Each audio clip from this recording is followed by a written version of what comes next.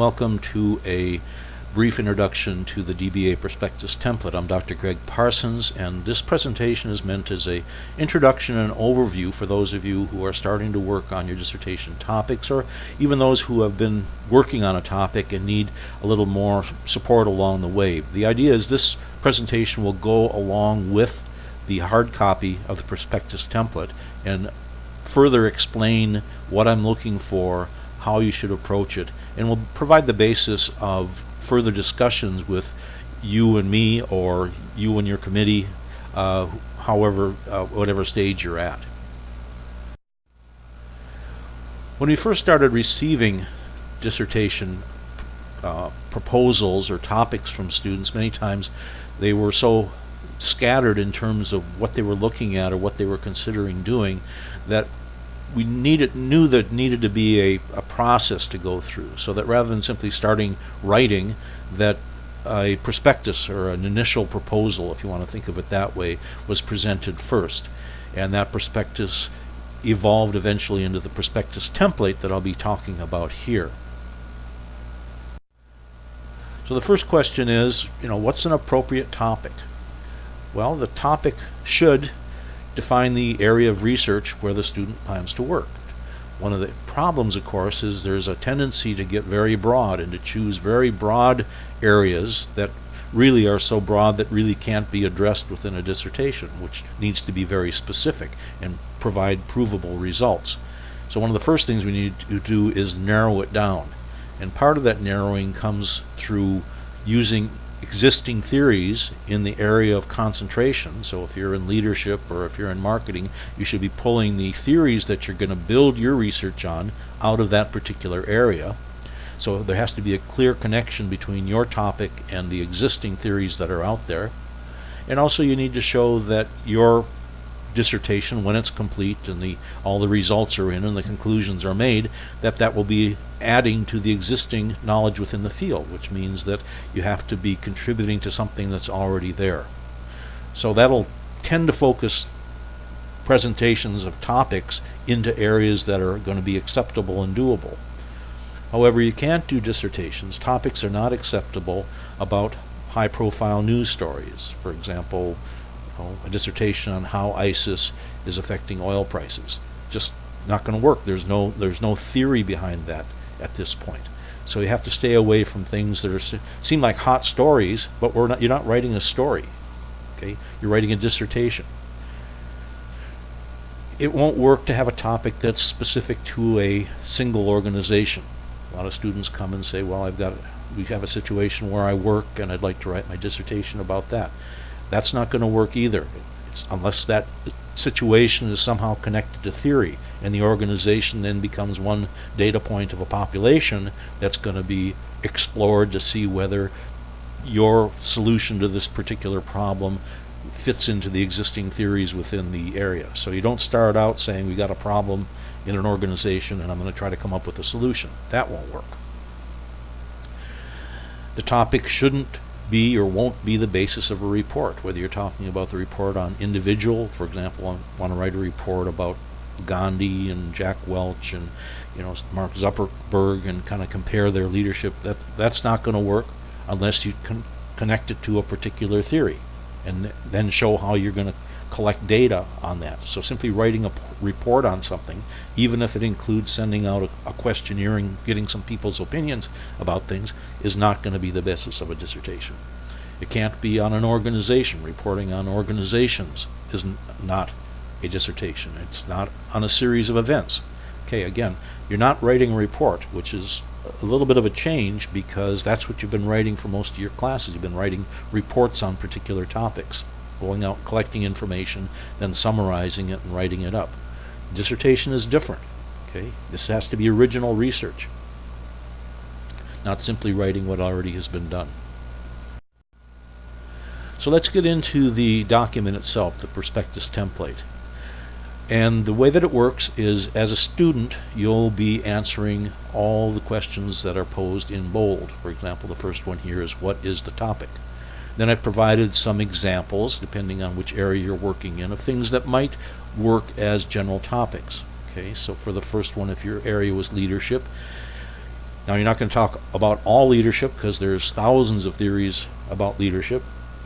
But, for example, suppose you've chosen to work with the idea of responsible leadership theory, as it's currently presented and thought about in the literature. And you want to figure out a way to investigate whether responsible leadership is being exhibited in the for-profit education sector and whether it's being effectively used. Okay. Well, this obviously is simply suggesting an area that you want to work with. It's not the end, and it's not the research question, but this is an example of how you've narrowed the subject of leadership down. You've connected it to a particular body of theories within leadership, and now you're talking about where you think you might be able to do your research. Requirements for the topic, as I've mentioned again and will continue to mention, it's got to be connected to existing and accepted theory, which means you have to be knowledgeable about theories in your particular area of specialization, your concentration area. You got to know what the literature is. You continually be hammered. Go back and read the literature. Find more literature about the topic, because you need to know everything there is to know about that particular basis of its theories, the stream of literature that's connected to the theories you plan to use.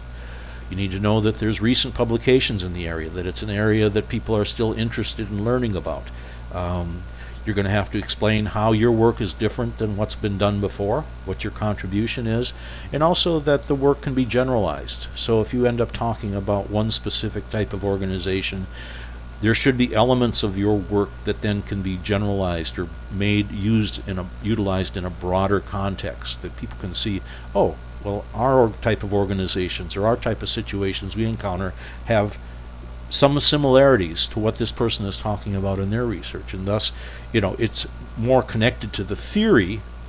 You're expanding the theory as opposed to you're expanding the solutions to particular problems. The solutions to particular problems may come out of the improvements or to the theory, but your focus is on trying to improve the theory.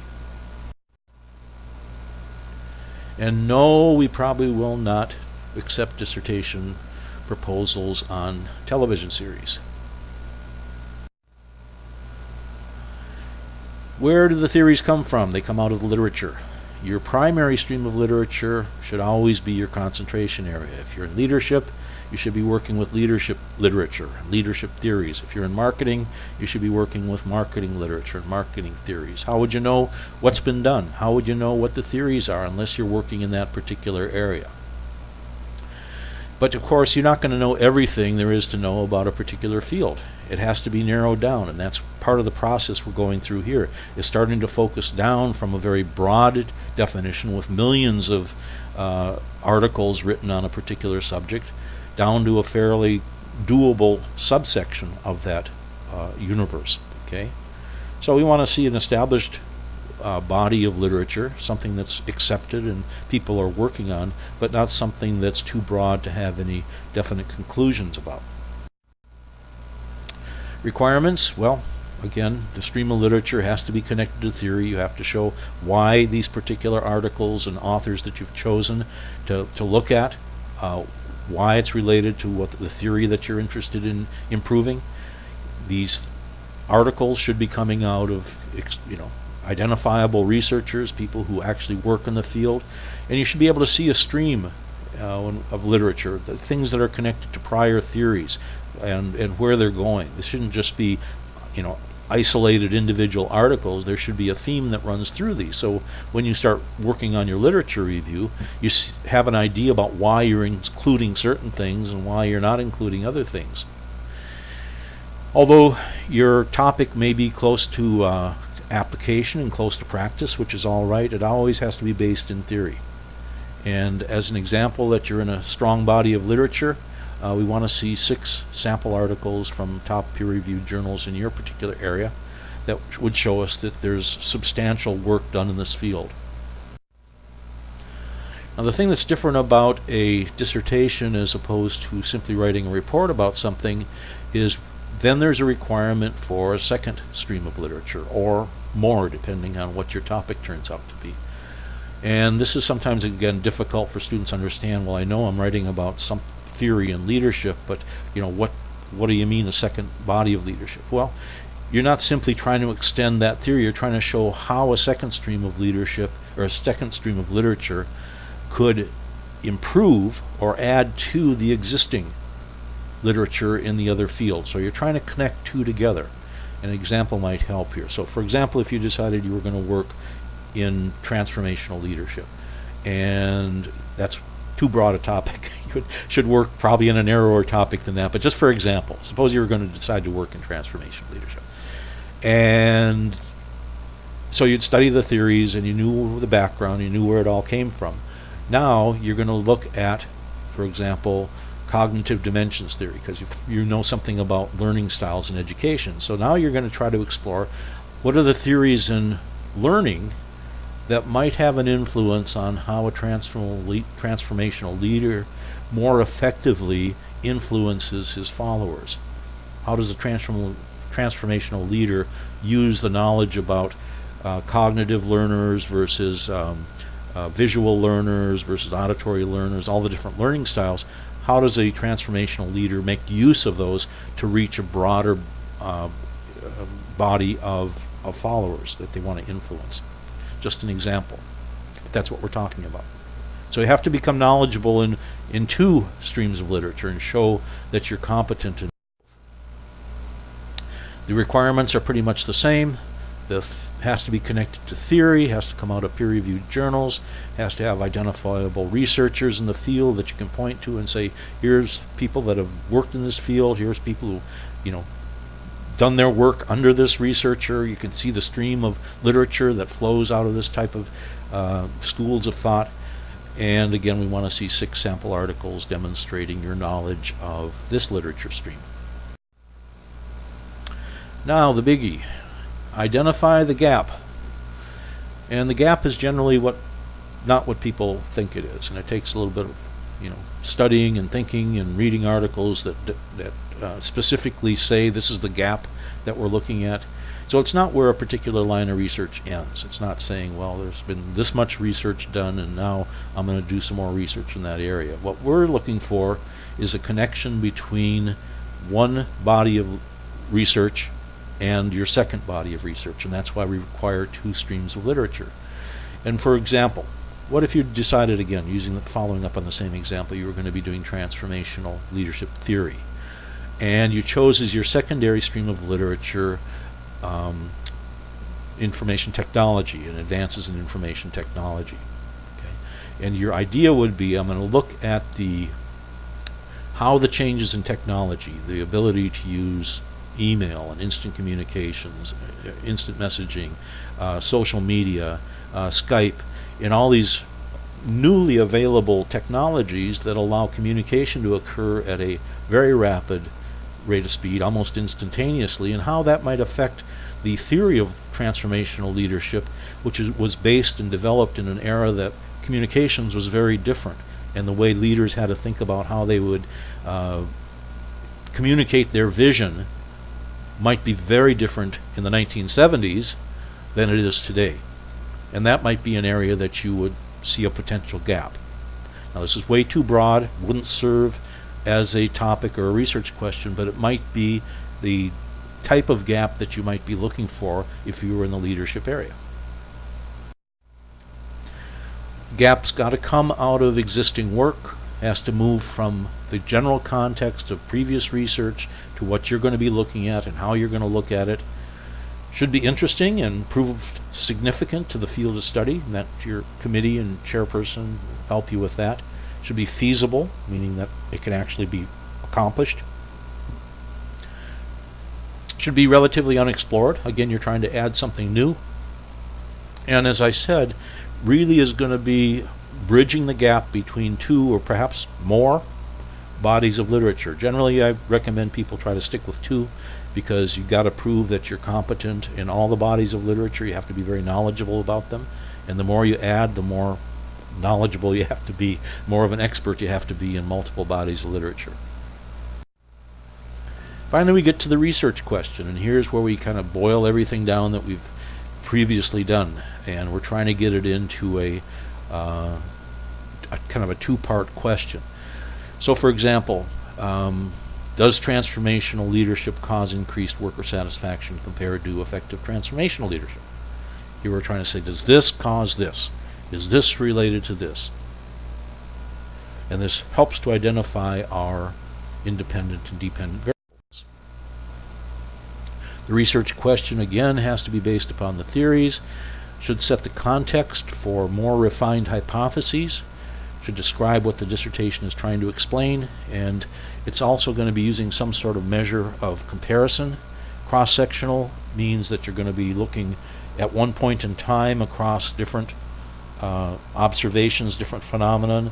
If it's organizations, you'll be looking at multiple organizations in the same period of time. A longitudinal study looks at changes that occur on a single organization or individual over a period of time and looks for changes there. So generally, you'll need to have some sort of comparison to make any conclusion. Simply looking at one thing, looking out today and say, well, it looks like a pretty warm day, without knowing what the average temperature is by a longitudinal study on temperatures, is not really very valid. Okay? So once you've developed the research question and start thinking about what types of hypotheses you might use, this should immediately bring to mind what are the variables that you're going to be observing and measuring. And again, many students, when they start thinking of topics, really aren't thinking in terms of what they're going to be measuring, what kind of data they're going to be collecting. They're mainly thinking, is this an interesting sort of topic? So the variables have to be fairly specific, have to be something that you're going to be able to collect data on, and something that you're going to be able to measure, and have units of measurement, and also should be either independent variables or dependent variables. And again, this is important as you're even thinking about your topic, about choosing something that are going to have identifiable variables. Now, many times this will come out of the studies, out of the literature. You don't have to invent all this yourself. That you'll find that studies have been done, that data has been collected on particular types of variables, and that there's instruments out there, and many times the data from the studies that have been done already are available. So independent variable is the one that changes and affects the dependent variable. So the independent variable, sometimes in an experiment, is a controllable variable where it's manipulated to see the effect on the dependent variable. Dependent variable is the thing that we're kind of interested in seeing, whether there's a relationship between the independent variable and the changes it causes in the dependent variable. Well, the requirements need to be that the variables are established, that they're well defined, that they're considered in the research, they're considered valid measurements of something, that there are instruments available that have been vetted that prove that the measurement instruments produce valid data, and that we're also looking for some sort of correlation between the independent-dependent variables. Now, in the beginning, when you're starting to work on your prospectus template, all these issues won't be solidified, but they have to be things that you have to be aware. These are things that you have to be aware are going to become important as you work through the process. And if you choose a topic that you won't be able to satisfy these requirements, then the topic isn't going to work. Finally, proving the research question, and this was one I don't think people need to get too hung up on at this point, but they should be aware that at some point data needs to be collected, whether it's primary data where through surveys or observations, something that you're looking at, whether it's secondary data that's coming from existing databases or published information, or information from studies that have been already conducted. However, as you move along further in the process, we will have research methodologies that will work with you to develop the type of analysis, whether it be quantitative, qualitative, mixed methods analysis, that will be effective in analyzing the data that you do end up using for your study. We have several different approaches that are valid. We have, if human subjects are involved, even in questionnaires, there's a IRB policy that must be followed, applied for and followed. We've got to make sure that there's going to be enough data to make statistical results verifiable. And also I suggest that students consider a plan B. For example, if your particular study is going to require a certain sample size of acceptable data and you can't get it, what are you going to do? Is the topic still usable? Is there another way about going and proving or disproving your results? So that pretty much concludes all the required sections of the prospectus template. But just to review, choosing a dissertation topic is not easy. It has certain requirements, so you need to understand the theories and literature in the field that you're thinking of working in.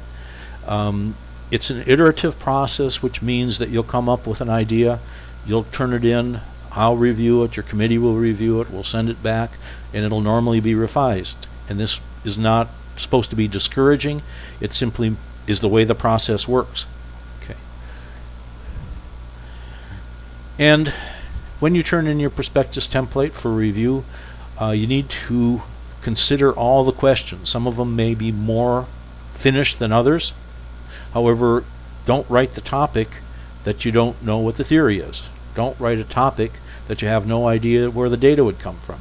Don't choose a topic that is not doable, in other words. And that's the whole point of this perspective template and also this presentation, is to get you going on the right path early on, so none of us waste any time working on something that isn't going to be able to be finished. All right, that's enough for now, and I wish you good luck with it, and if you have any questions, contact me at my email address or my phone. Bye.